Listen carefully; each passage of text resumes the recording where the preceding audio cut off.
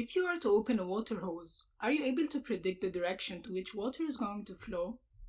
Water would flow into many directions and follow the path of least resistance. This behavior becomes very unpredictable unless you deliberately create that path of least resistance for the water to flow from the hose to the point you want it to reach. Similarly, if you have a company and this company has a vision that it wants to take from vision to execution, if you just spill out the vision to the employees without laying out the path for them to follow, you cannot expect them to go seamlessly to execution and achieving the company goals. In other words, you need to align everyone towards the direction you want them to flow into, so that you can make sure you will be able to take that vision to execution. This alignment is exactly why we need managers and leaders in every business, so that we can align all the processes and people within the organization towards executing the vision. In this course, we are going to learn about how we can align our teams to achieve the company objectives through effective leadership. So let's get started.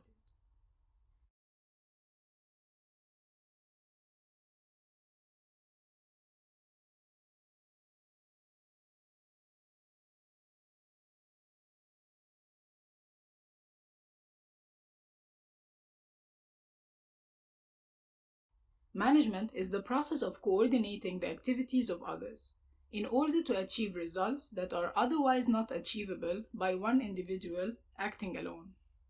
The early fundamentals of managing people focused mainly on the technical aspect, such as productivity and efficiency, and thereby ignoring the human and personal aspects of managing people. However, this has evolved over the years, and two branches emerged which were focused on the humanistic and behavioral aspects of managing people. And this is where leadership started to be emphasized, because managers are no longer only required to get the job done at any costs, but rather they need to be capable of conducting effective communication, making the right decisions, creating favorable work environment, and solve problems and conflicts. So the work of management now involves three interrelated tasks, and these are managing work and organizations, managing production and operations, and managing people. Managing work and organizations involve creating plans and budgets, deciding on strategies to follow, deciding on the best structures, and evaluating the results of the organization. We have gone deeper into this task of management in the Strategic Management course and Budgeting and Planning course and Performance Analysis course. The second task, which is managing production and operations, deals with creating SOPs and areas of responsibility for the teams, scheduling the teams, managing the operations of the stores, planning and managing inventory, and generating reports for decision making. We have covered this in the Operations Management course, Sales Management course, and Merchandising and Inventory Management course. The third task of management is managing people, and this deals with understanding individual and group behavior and leadership and motivation for the teams in order to drive them towards high performance. And this is what we are going to focus on in this course. So management is more than just setting plans and budgets. It's more than just managing a team and more than just solving technical problems. Management is all of those combined. And at any given time, managers are spending their time either on planning, organizing, directing, or controlling, which are called the functions of management.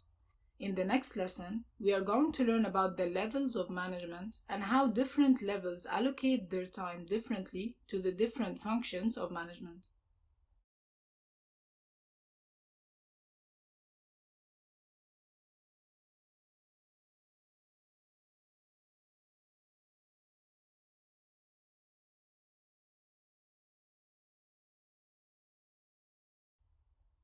As we said, at any given time, managers within an organization are spending their time between planning, organizing, directing, or controlling.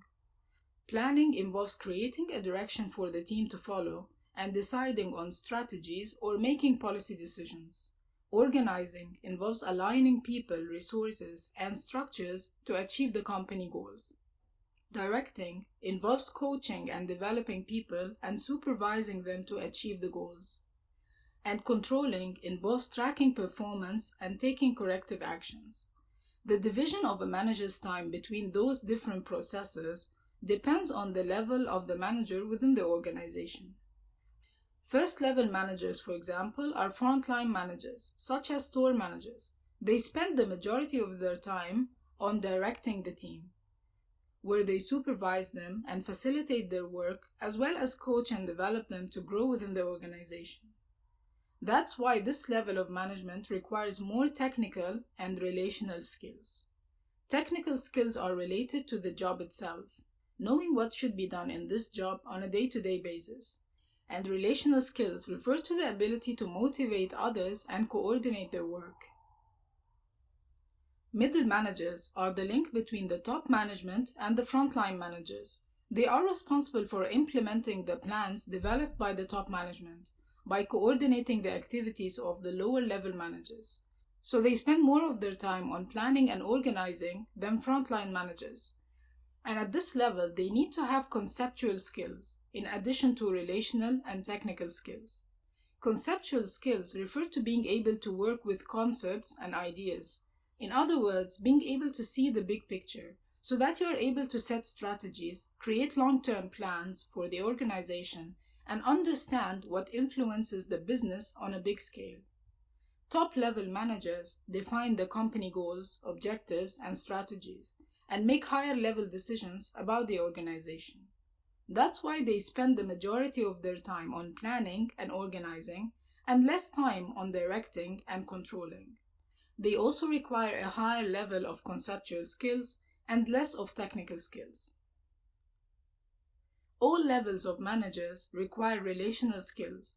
In fact, in most cases, if someone is a very good store employee with a high level of technical skills but doesn't seem to get promoted to store manager level, it's because of the lack of relational skills, which include people skills and leadership skills.